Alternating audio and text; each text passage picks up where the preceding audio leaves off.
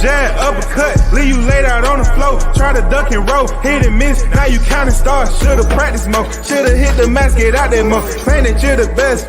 You gotta show me, son. Actions over words, baby boy. Is you real or what? Talking way too much, world come. Back sports, talking way too much, world come. Back sports, talking way too much, world come. Back sports,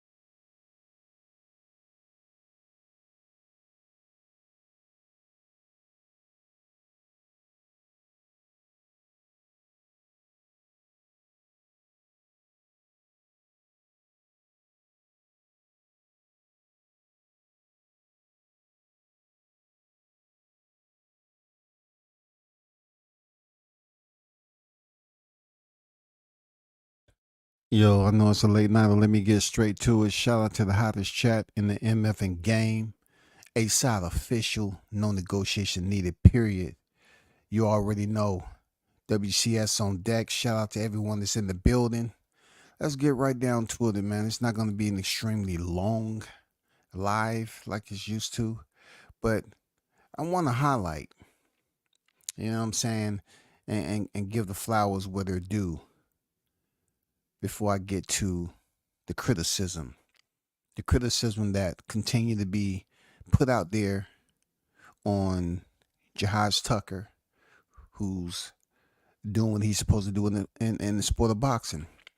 Shout out to Jahi Tucker, 12-1-1. He performed the other night against Santiago Fernandez, an 8-1-1 fighter, and it was an 8-round, pretty much an educational freaking victory where Jahi Tucker put on his technical display and educated his opponent. Now, what you might have also been able to witness is that his father was mic'd up, and no one, you know, can give you the play-by-play, you know, for entertainment purposes and educational purposes like his father. So with that said, salute to Jahi Tucker. Congrats on achieving your 12th victory. You know what I'm saying? I continue to say this about him. Very special fighter. When you're in a race in boxing, it's not how you start. You know, some people start off fast and they fizzle out, but you know, Jahi's only 21 years of age. So it's not like the sport. The consumers don't know who he is. It's been an umbrella. You know what I'm saying? It's just been a umbrella of, you know, criticism or scrutiny or petty, meticulous details that some fighters don't get. But I'm gonna let you know that what you see in the ring and what he accomplished takes hours upon hours upon hours of remediation. He is one of those fighters in the sport that can definitely give you versatility. He can box you at distance with the jab when he chooses to, or he can use the jab like you've seen this past weekend to just set up something else off a touch jab. You know what I'm saying? It's many traps that's out there. You know what I'm saying? He's proven that he can box on the inside, no problem. On the outside, he can move laterally. He has very astute lateral movement. And also, he's been known to have his opponent frustrated to the point where they just want to land a knockout shot. When you have a magician like this that's able to go in there against a much bigger opponent at a weight division like 160 pounds and still have fun entertaining and dominating his opposition, that's a special fighter. That's a very special fighter, real talk. And there's no excuse for, anyone with eyes not to see that this is a very talented fighter, only 21 years of age, not one losing record when it comes to his opponent in his 12 victories. He has a total of 14 professional fights. You know what I'm saying? Nicholas Flass is the only man to win a decision over Jahi Tucker. But that didn't force him or persuade him to stay out the ring and not want to pursue his boxing career moving forward because of, he lost his O. He's been nothing but, on a tear since that. Business as usual. But just watch the film. You know what I'm saying? Watch the film and what he does for yourself without the commentary. And this is partially why I did the live.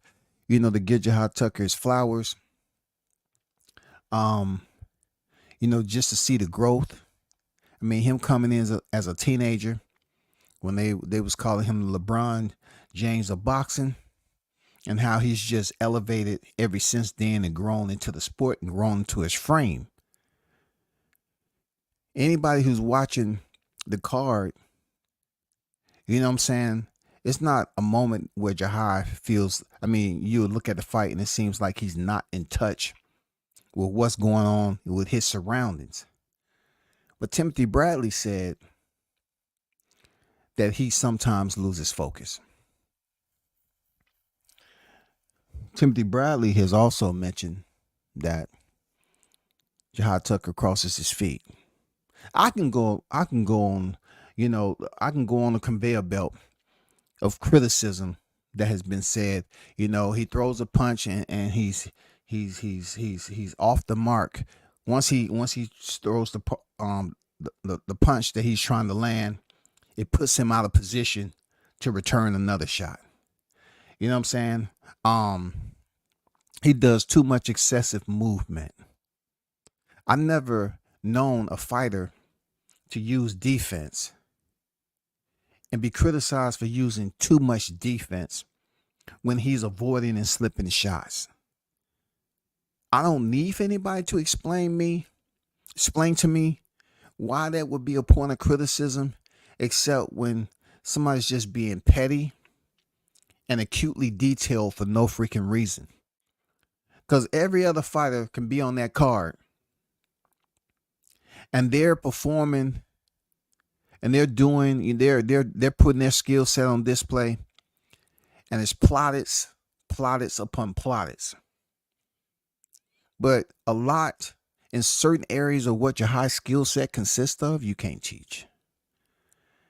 It's just something that's inherently in him, and it's going to be inherently in his brother. And it's great to see that he continued to go in there and put on performance, because a lot of boxing fans are pretty much tuned in. A lot of boxing fans are paying attention to who he is as a fighter. Everybody knows it's going to be movement, and it's going to be, a high punch output, the way he sets up his punch combinations, the angles that he dresses up his punches with. Crazy angles, man. I don't know, man. You can't put a GPS to find those angles. You can't find a protractor or a freaking compass. The way he lines up some of those punches from weird, crazy angles, man. That's just you have to be who you are to make that happen. But I was entertained for sure. And it's always good to see, him in the ring fighting a style. Because I'm gonna be honest, I don't know what Jahi Tucker's style is. That's one thing Timothy Bradley did say. Because Bradley, if you think I'm hating, I'm not. I'm gonna give you the thorns, and I'm gonna give you the rose petals. A little bit. It might be more thorns than petals, because you showed that you can absolutely be a hater when it comes to Jahi. But he said Jahi don't have a style. I agree. I don't see him fights the same way every time. I don't know what his style is. All I know is his rhythm. He has a unique rhythm about the way he goes in there and fights. A unique rhythm. A unique fluidity that's very complex for other fighters to figure out. Now, what does rhythm mean? That doesn't mean you're going to go in there and not get hit. Wouldn't it be such a boring fight for Timothy Bradley to commentate if Jahi Tucker never got hit and he stayed on the outside and he was apprehensive and scared and fearful and he stayed in the corner all the time and was on the ropes and he just wanted to stay behind the double jab and move, jab, move, go to the body every now and then. You know what I'm saying? Once he get on the inside, hold, referee breaks. You know what I'm saying? He throws some more jabs. You know what I'm saying? A lazy left, lazy right. You know what I'm saying? If he was the one that was very, safeguarded and didn't take risks, I think that would be more warranted criticism to light that candle in the ring, right? If he was that fighter that was in there just not giving you the entertainment value that you used to seeing, but he doesn't have a specific style because he always in the ring fighting something that I can't say I've seen before. I'm not talking about in boxing. I'm talking about consistently with him in a fight, the same remediated style. What I'm trying to say is to me, he switches it up very, very well. You know what I'm saying? He definitely switches it up and put on different freaking costumes every time he's in the ring. Now, I want to go to something that Andre Ward said. All right. I want you all to pay attention to something Andre Ward said, and I want to comment on that. All right. When I was on ESPN tonight, I said, listen, man, there's a lot of talk about fan-friendly styles, a lot of hoopla about that, and it's actually altering young fighters in the gym where they feel like they got to take punishment, dish out punishment in order to be accepted. No, we're not going to do that. We're not going to do that. Build up your physical strength so you could be a strong master boxer like Terrence, so people can't push you around. But learn the art and the skill. Work on your jab. Sometimes these young fighters don't want to work on the jab. It's so easy, it's hard.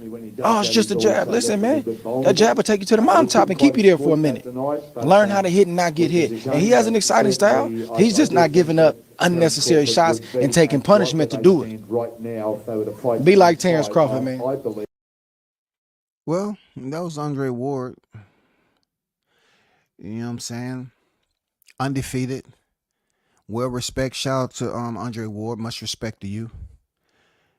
I just have some questions because I remember having the opportunity to see you when Jahi Tucker was in the ring. And the expression that you had on your face when he picked up the loss via decision against Nicholas Flash. I didn't quite feel that you was rooting, in good taste. When peers sometimes criticize, sometimes I rub off on other peers to feel a certain way. I remember when they read the scorecards and Jahi found out that he had his first loss. I remember Andre Ward looking at the the young lady next to him that was commentating, like, I told you. You know what I'm saying? He had that like I told you face. I still remember. I even took a picture of it. I do.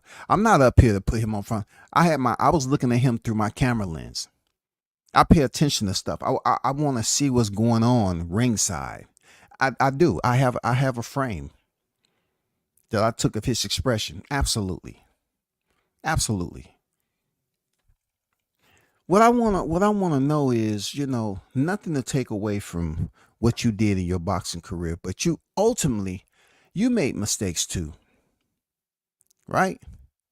So therefore, when you say be like Terrence Crawford, I understand that you and him have a close bond with one another and everything. I understand that that is a person that you respect dearly. But Terrence Crawford has been hit in his career there, Andre Ward.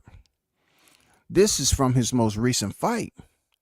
That seems like a pretty clean shot on who I consider pound for pound number one. Him with all the skills that he has, even he sometime gets hit. It's going to happen in the sport of boxing. You cannot say be a master boxer and get strong and we're not going to do that.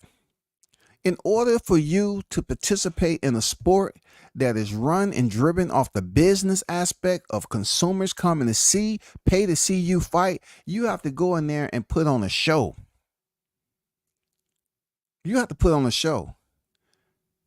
It's going to take more for me, there, Andre, than hearing you use one of your good friends who is a unique dynamic. He's himself. He has a style all his own. You know what I'm saying? He had his strength and his weaknesses. But I don't care how many people train around Crawford. That doesn't mean they're going to fight like Crawford. So for you to say be a master boxer, I mean, what is it going to take for somebody to be a master boxer? That means training on their strengths and building up their weaknesses, right? And that's trying not to be like somebody who was gifted that.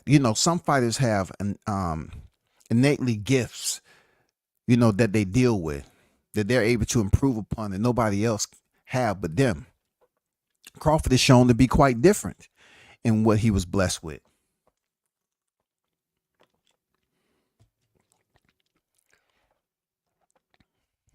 So what I'm trying to say, Andre, is that you say we're not going to do that. It's hit or not get hit. But even in your career there, Andre, Donnell Boone dropped you in the 4th round. Sergey Kovalev dropped you, I believe, in the 2nd round. So the windows are there for you to receive a punch no matter who you are. You can be considered one of the best boxers in a large group of names that ever to compete in the sport, especially with your Olympic pedigree. You can be considered that, no doubt about it. They can give you all the praise in the world. But what I don't understand is that, you and Timothy Bradley work side by side. And I've heard the amount of criticism given to Jahi Tucker. And I'm saying to myself, Timothy Bradley, Jahi Tucker doesn't have a losing record when it comes to his opposition on his resume. But for you, all the way up to your 15th pro fight, you had a fighter that was a losing record. That means he had more losses than he did wins. Now, I'm not up here to denigrate you in no way, shape, or form. But you said one positive thing about Jahi Tucker that stood out. And he fought 8 rounds. Each round is 3 minutes per. Pretty much what happened is you said that he has some high level. What he's doing is high level. Check this out. He said what Jahi Tucker was doing was high level. The way he was slipping punches and throwing punches at different angles. His movement. The way he's able to generate. The way he's able to process what's in front of him. The way he's able to understand and collect data. Timothy Bradley said it was high level. I don't know what high level means to you all, but it doesn't mean low level. High level doesn't mean low level. High level mean elite. If you're trying to find a one word synonym, elite would be high level. If someone wants to put you below the high level, they would say average. But they wouldn't give you an example to be high level if they didn't consider you to be on the elite status. So what I'm trying to say, Timothy Bradley gave a single compliment per se to Jahi Tucker when doing his 8-round fight, but yet he quickly came back and talked about how he crosses his feet. And yes, there was moments in there where Jahi Tucker's hands was down a bit, right? But then Timothy said he's able to get away with that because he's based off reflexes. You know what I'm saying? That's what his comeback was. Jahi's able to get away with a lot of that. Hold on for a second.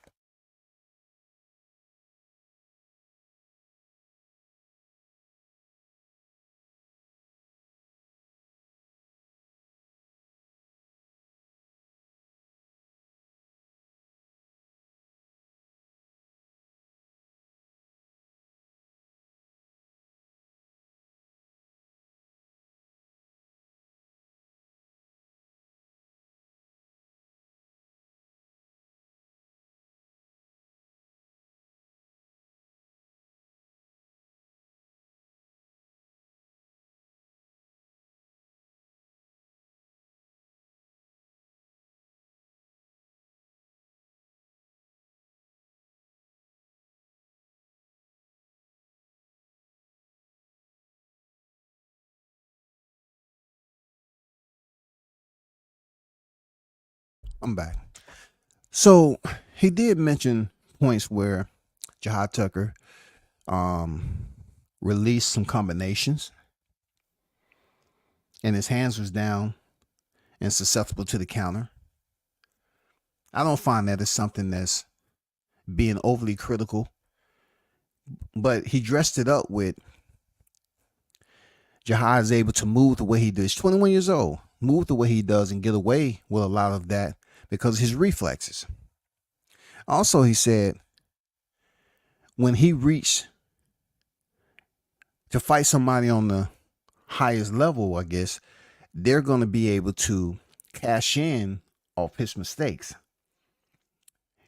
And I said, okay, I understand where you're coming from. You know what I'm saying? Somebody with high level and the speed, whoever that person may be able to land a punch. You know what I'm saying? Somewhat like Provodnikov did to Timothy Bradley. Somewhat like Manny Pacquiao did to Timothy Bradley on the back end of his career. So all I'm saying, Bradley, is that if Pacquiao was able to land a punch on you on the back end of your career, it's always the window out there for a fighter, regardless of what they've accomplished and who they've been in the ring with, to be hit. Because Pacquiao was able to drop you on the back end of your career.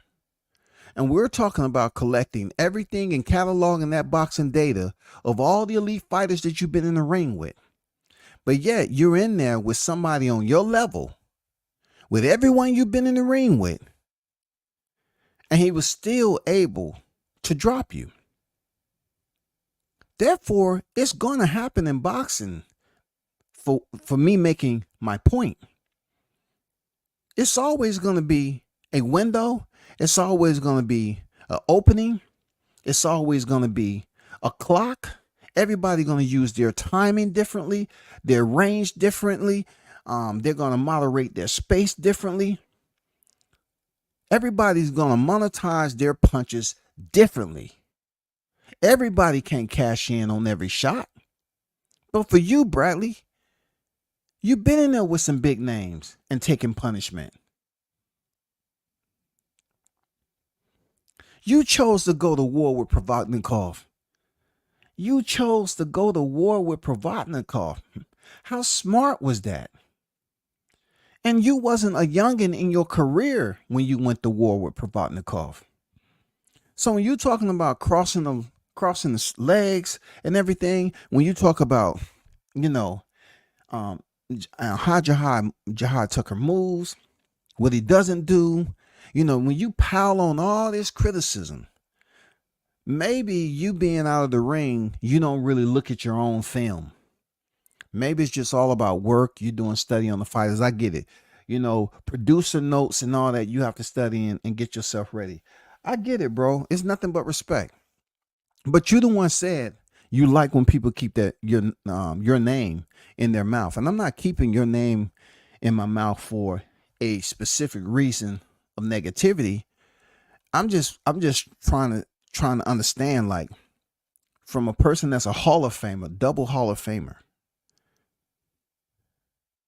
Why do you select to examine a fighter so closely, and you're very frugal with your compliments?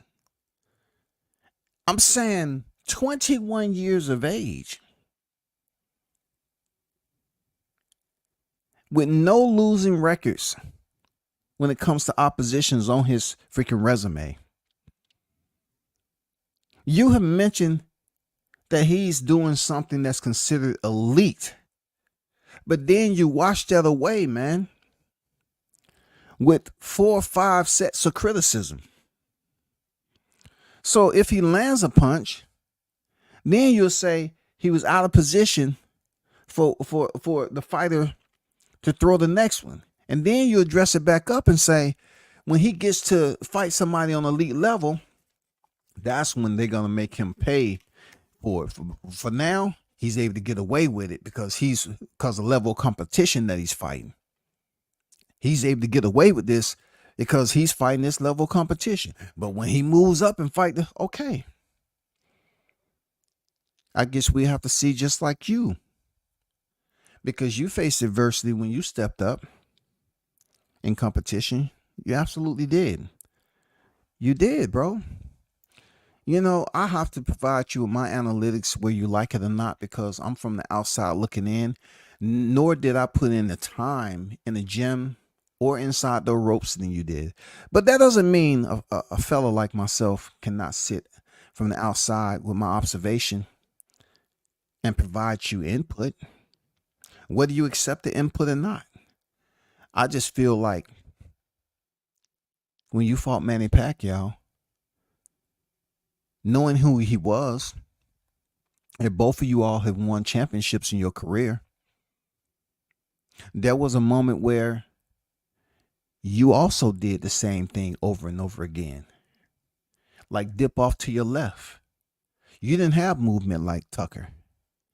But, when you was remediating the same defensive slip and moves, it would always go to the left. You know what I'm saying? You would dip off to the left. So there was areas that I'm saying to myself, with this many fights, why would you still be out here remediating the same thing over and over again if you in there with a elite fighter such as Manny Pacquiao? Seriously. And it's good that you were able to go in there for a trilogy with Manny Pacquiao. And it's unfortunate that the fans was criticizing, excoriating you in the media the way they were there, Timothy. You remember that, right? How they was just vilifying you. They was ripping you in the media because they felt that Manny Pacquiao won that fight, brother.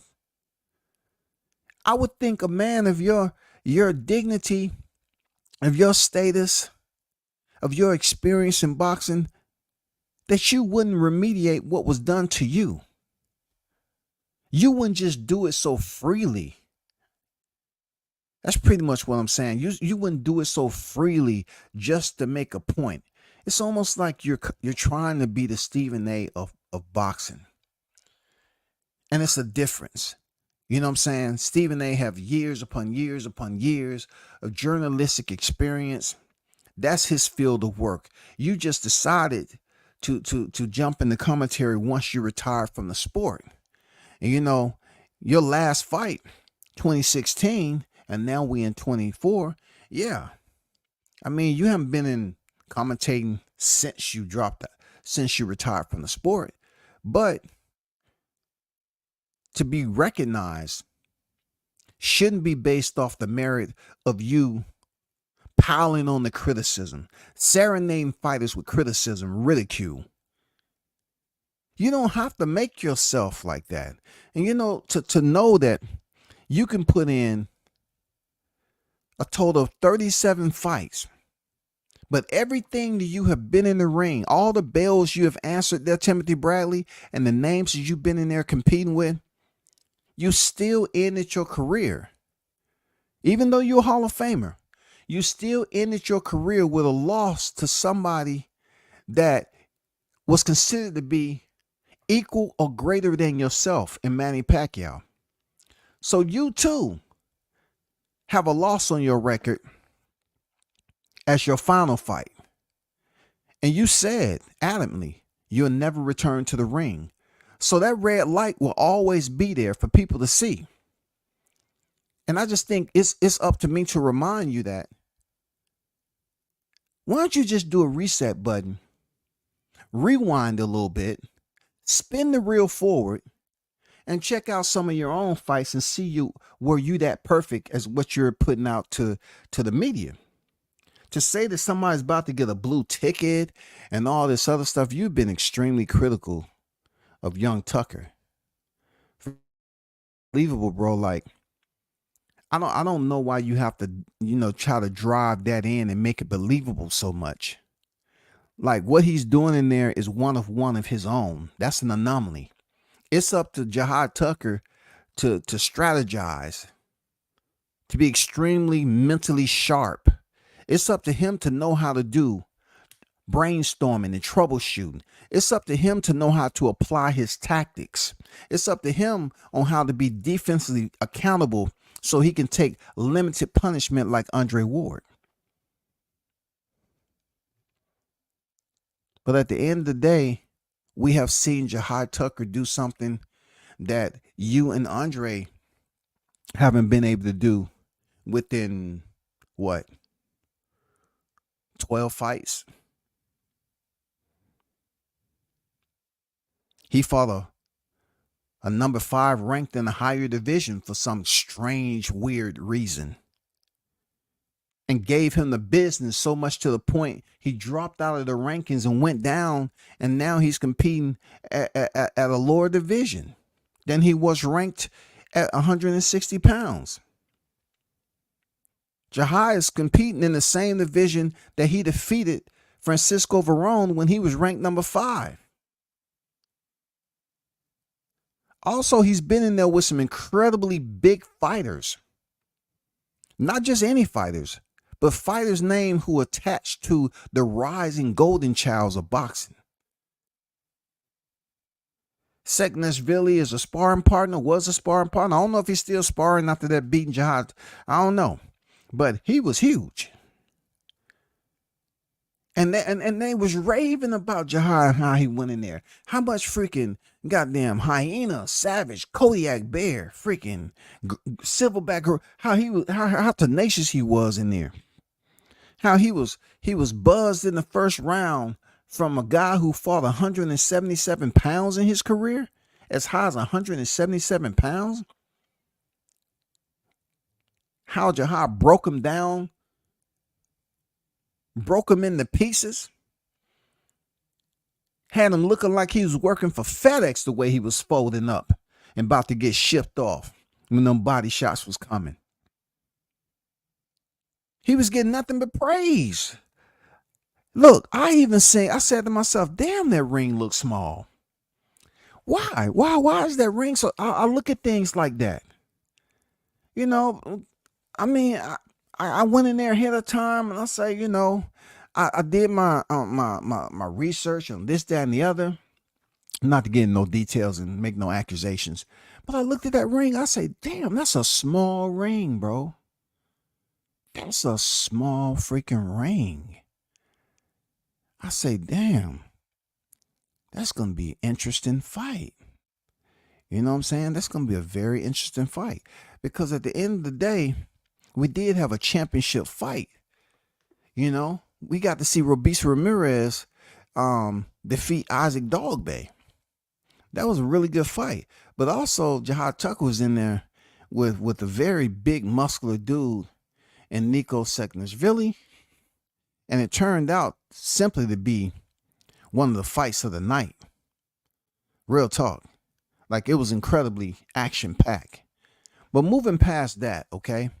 Because, you know, he's had several very good fights with strange, unique opposition. Nicholas Flats, very good, sound, technical fighter. He's fighting at 147 right now. And people better stop forgetting that he's at 147. You know what I'm saying? Yes, he has 2 losses, but he's at 147. I just want to let y'all know he can box. You know what I'm saying? He can box. So once he had his fight with Jahi Tucker, he moved down to Division 2. Why? Shout out to the chat, man. Shout out to Mike in the building, Carlos on deck.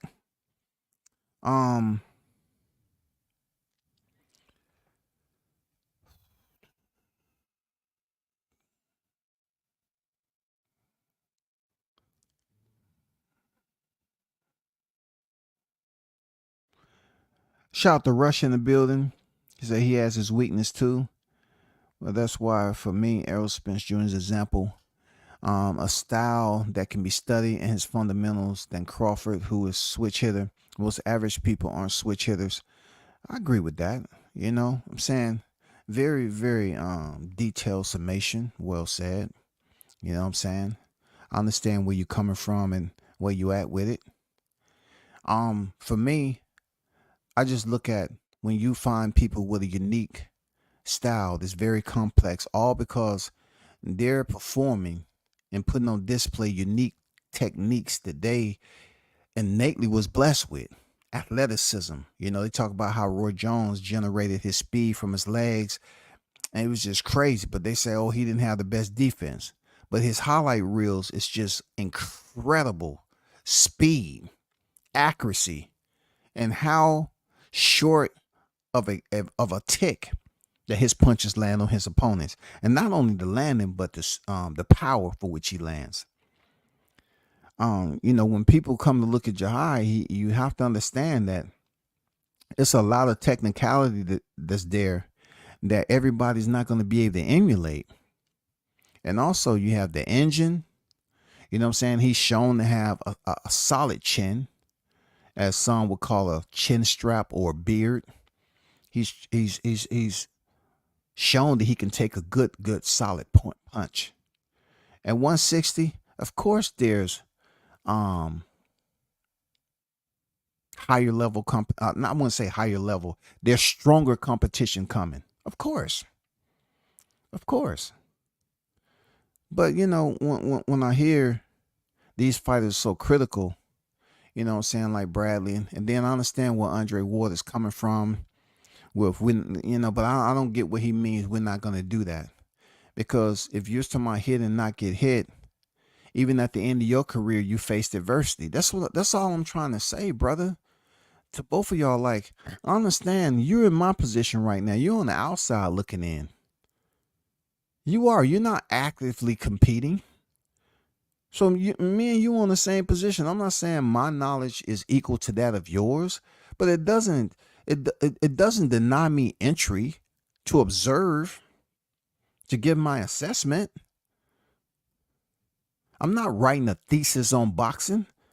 All I'm saying is at the end of y'all careers, no matter who you all had competed against, it still was a moment where a punch landed and you all was dropped or knocked down to the canvas. So to say what you're not going to do, sometimes you don't have a choice. It's going to happen regardless of how much education you have anyway. It's going to happen.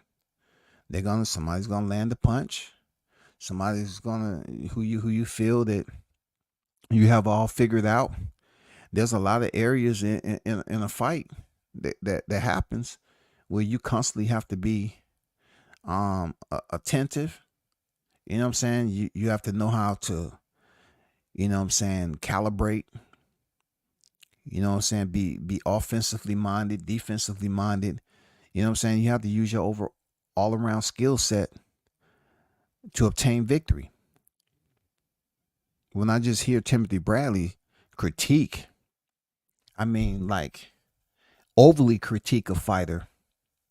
And your critique is not even based off constructive criticism a lot of times.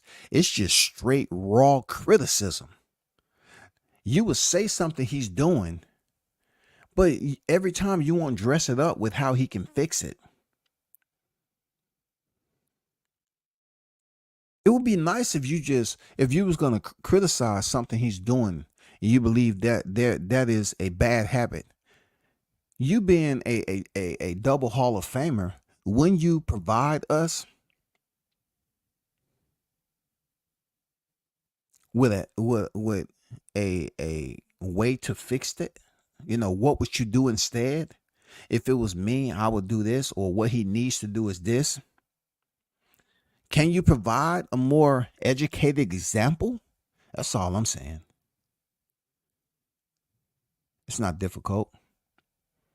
Real talk. It is not difficult at all, man. It just takes somebody that's willing to do it. That's all I'm saying. I've just never heard someone go to the extreme. I'm like, Jesus Christ, man. Like, you explained to people that he was going to get let go from Top Rank. He's just doing everything wrong when he was fighting Francisco Varane. I'm like, damn, he's slipping freaking punches by a lash. He's so up close and personal with his opponents and slipping punches. I'm like, how's he even seeing that? He nearsighted for real, for real. That's called being nearsighted for real. If you up here slipping punches that close, to be that attention to detail while your opponent is actually returning fire is special. But y'all know where I'm at with it. I just really wanted to, highlight, and kind of just give my opinion. And like I said, it's no personal negativity, towards Timothy and Andre, but everybody cannot be Crawford. I just thought that was not a very educating example, the award. That's all I'm saying, brother. Because if Terrence is doing something different than 99% of fighters, being that, just like Rush said, a switch hitter, he has versatility, in different areas of his skill set that he has a one of one. When you are being told that those areas are one of one, then you cannot tell other fighters on how to be this and how to be that. You cannot use Crawford as an example. You cannot use Crawford as an example if he has a lot of his strengths that are one-on-one strictly from what he's able to do. Not every guy his size possesses the strength that he has. So for me, I'm saying, if this guy's unique in his own way, and a lot of what he has when it comes to strength, athleticism, and things he was able to build upon when he started to grow up, right? There's no way I can tell these other fighters to use Crawford as an example, because Crawford has been hit in his career and he's did the hitting. The only thing about him, when he gets hit a little bit too much than what he would like, he has a kill switch that's always on. It's just when he chooses to revert to that side of shade and take his opponent to the darkness too. That's him. But Shakur Stevenson, that's one of the people that, I'm just saying, he doesn't fight like Crawford. He doesn't take risks like Crawford. You know what I'm saying? He doesn't take the risk like Crawford. Crawford will make a fight exciting because he's right there taking risks. And yes, he may be, it be some punches that's landed, but it's boxing, right? So you can be in the gym, you can get the sparring, you can do everything. And I'm not criticizing Shakur. You know what I'm saying? You can do everything, you can see everything, Crawford. Crawford can go in there and spar and teach you a lesson, but that doesn't mean you're gonna go in there to your next fight and move and perform like the very same person that you have the opportunity and exclusive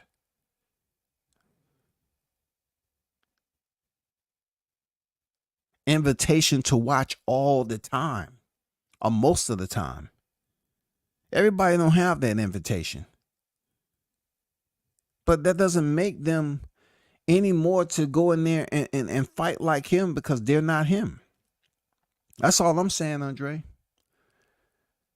They're not him. So when you say talk about being a master boxer and all that, you know, it's very sketchy to use that master boxer, because there's been some guys with some awkward styles that's really been quite amazing. Some awkward styles. Fight with their hands down, you know, by their thighs, all that. I mean, come on, man. We seen not every fighter fight in the high guard. You know, if every fighter fight in the high guard, they wouldn't be mentioning Winky Wright all the time on how he was able to utilize the high guard a lot. You know what I'm saying? Another fighter that used the high guard a lot is Oscar Valdez. But there's no way that you're going to get people comparing Oscar Valdez to Winky Wright and saying that this is this. No. Both fighters had different styles in the high guard. Crawford doesn't utilize the high guard often like that. Jahi Tucker, I rarely see him use a high guard. I rarely see him fight the same style too.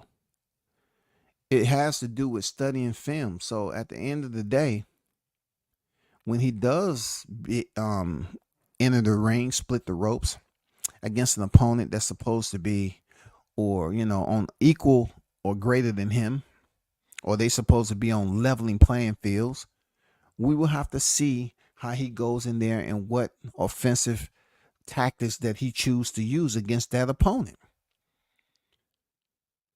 If he continues to go in there and win, and you continue to criticize him fight after fight, he had 14 fights. And it just seems like he's been criticizing this man damn near 5 or 6 fights in, bro. 7?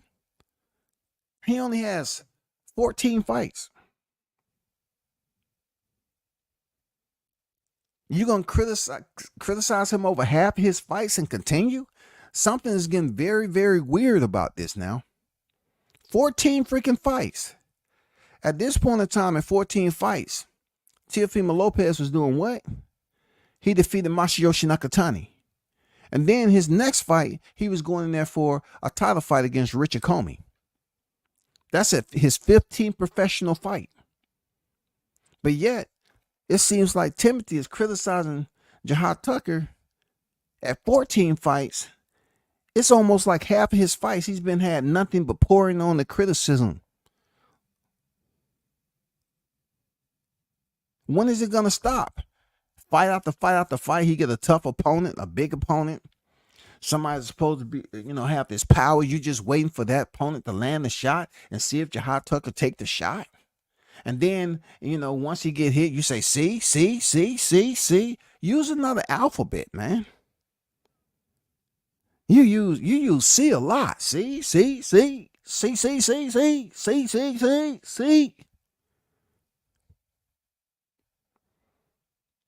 Use P. You know what I'm saying? Performing. Use S for special. Use F for finesse. Fluency. Fluidity. R for rhythm. S for style. S for smartness. E for educated. I mean, all the fighters are learning in the ring, period. All the fighters are learning. You know what I'm saying? When Andre Ward was dropped by Darnell Boone, you look at Darnell Boone's record, this man had A lot of experienced fights, but I met Darnell in person. Dude can fight. Dude can fight, man. Man, he was down in Florida, talking about some boxing. One of them cars, one of them Christy Martin cars down there. He's on record as dropping Andre Ward early in his career. So with that said, I'm saying to myself, how long are you gonna sit up here and lay on the criticism when both of y'all have had y'all moments? Andre Ward has had points deducted for low blows, him and his opponent. You know what I'm saying? He's been in fights where he wasn't perfect. No fight is perfect. Yes, you has an O in your record. I don't take nothing away from you. You retired with an O. Salute to you. Nothing negative to say about that. Gold medalist. Salute.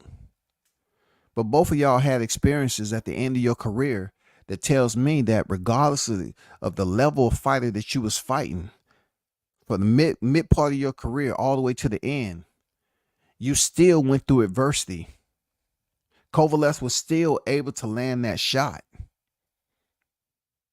Yes, you went in there and got the TKO in the next fight. Yes, sir. Absolutely. Timothy Bradley, you decide to fight the wrong fight. You took an extremely amount of punishment. So I'm just wondering, was there ever a time that Andre took you to the side and say, have you been feeling any of the residual effects from choosing to fight Provodnikov the way you did? And Timothy's been on record as saying, it was a bad idea for him to fight fire with fire in that type of fight with Provodnikov. So you ultimately made the decision to fight the wrong style, a very taxing, damaging, brutal style. And then going in there and having a trilogy with Pacquiao. Salute to you for having a trilogy with one of the greatest to ever do it. But even at the back end of your career and at the back end of Manny Pacquiao's career, still,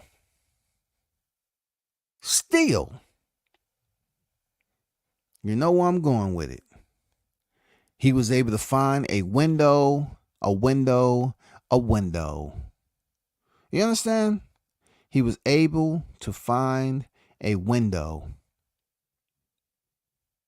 And since Timothy Bradley's last fight with Pacquiao is still in the building and had a total of 6 fights.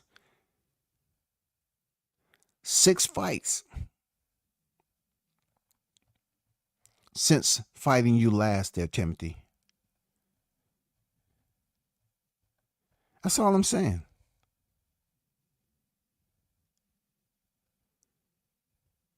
And you came in as a professional fighter after Pacquiao. So even with the durability of fighting the amount of fights that Pacquiao's fought,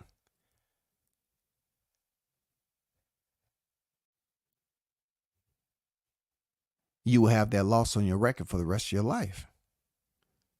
I'm pretty sure you learned something from that loss.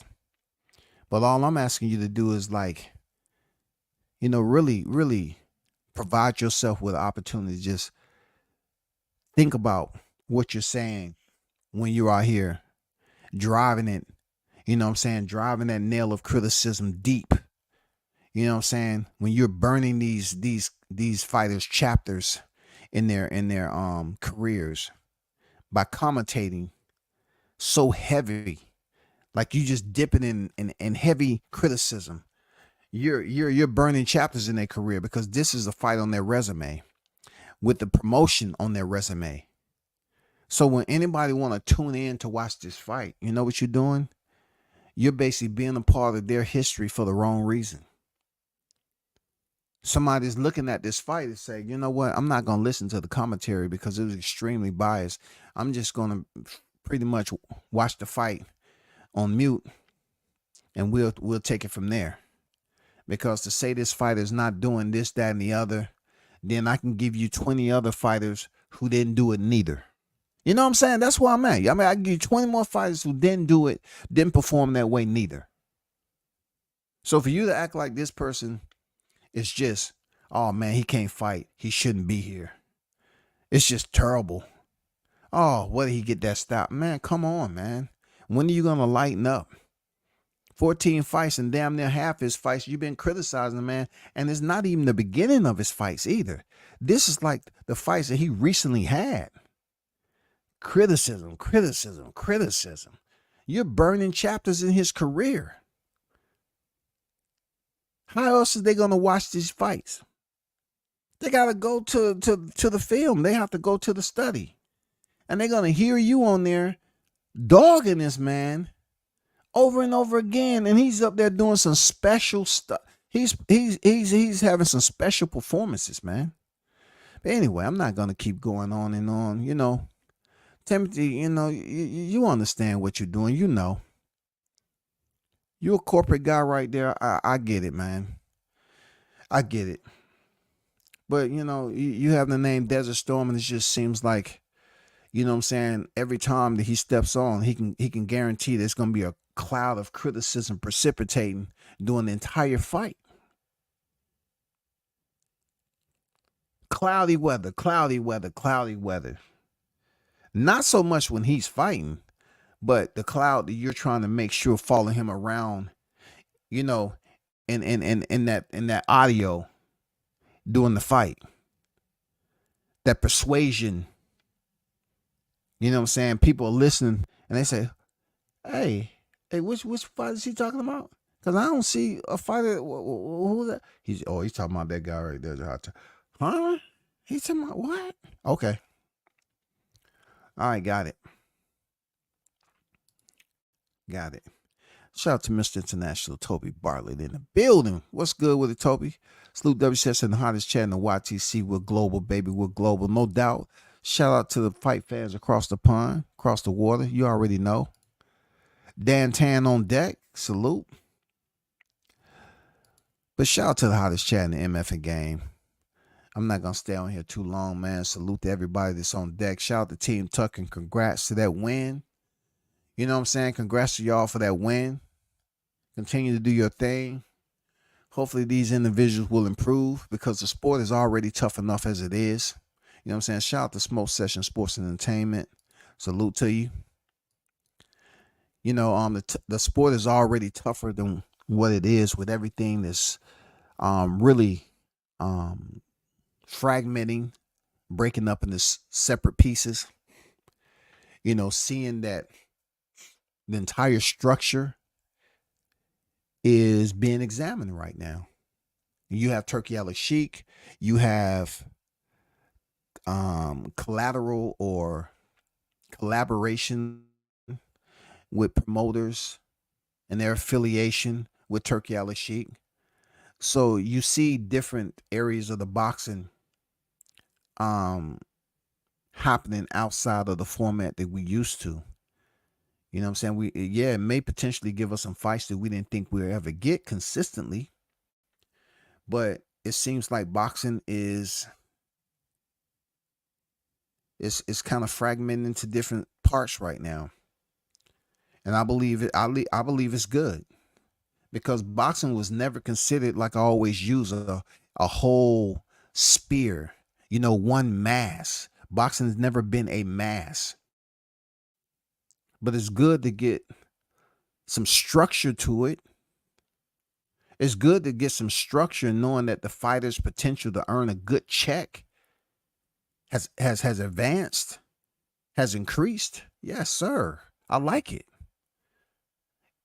The only thing, the one thing I would like to happen in the sport of boxing is the retirement plan. Some type of stipend, some type of freaking, they reach a certain year or whatever the point system or the formulas use.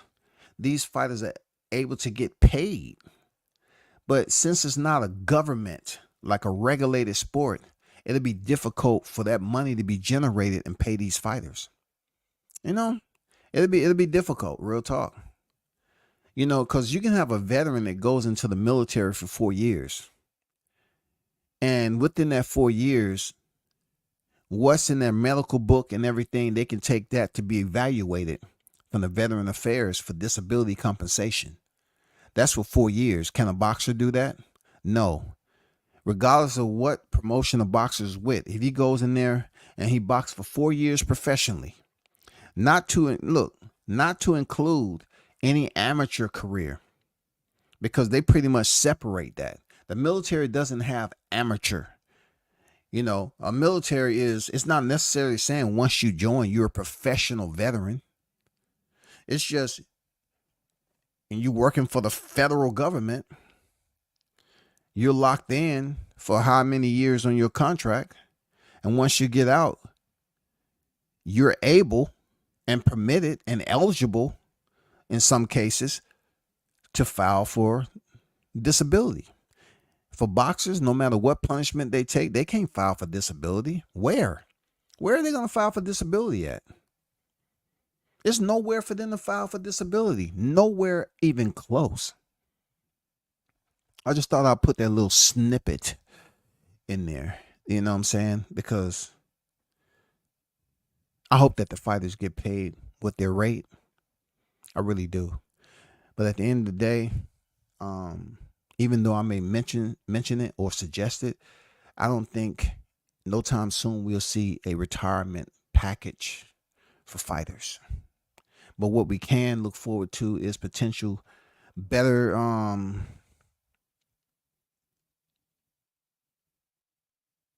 I wouldn't say the best fighting the best. I'll say more competitive fights within the ranking system. You know what I'm saying? Because we have the ranking system and it's always talked about like per sanctioning body, all the, fighters is in. But if you go from ranking number 1, you don't even have to go past number 6, ranking number 6. It gets very cloudy. You know what I'm saying? The water gets very cloudy from 1 to 6. And that's with every sanctioning body and majority of the freaking divisions. The guys is in the bottom half, sometimes they elevate themselves to get the shot and they change their life. Yeah, but a lot of those guys in the bottom half of the top 15, no one really talks about them like that unless they have lost. So if they have lost and they have been devaluated down to the back end, the back half of the top 15, then we will only talk about them as to the fight that they didn't win, that placed them out of the top 10 into the back end of the top 15. You know what I'm saying? So that's what I mean by that. But salute to the hottest chat in the MFing game, man. That's all I got. Salute to Team Tucker. Continue to do your thing. Of course, continue to support the channel. Hit the like button. We should do it again a different day, different time. I'm out. Peace.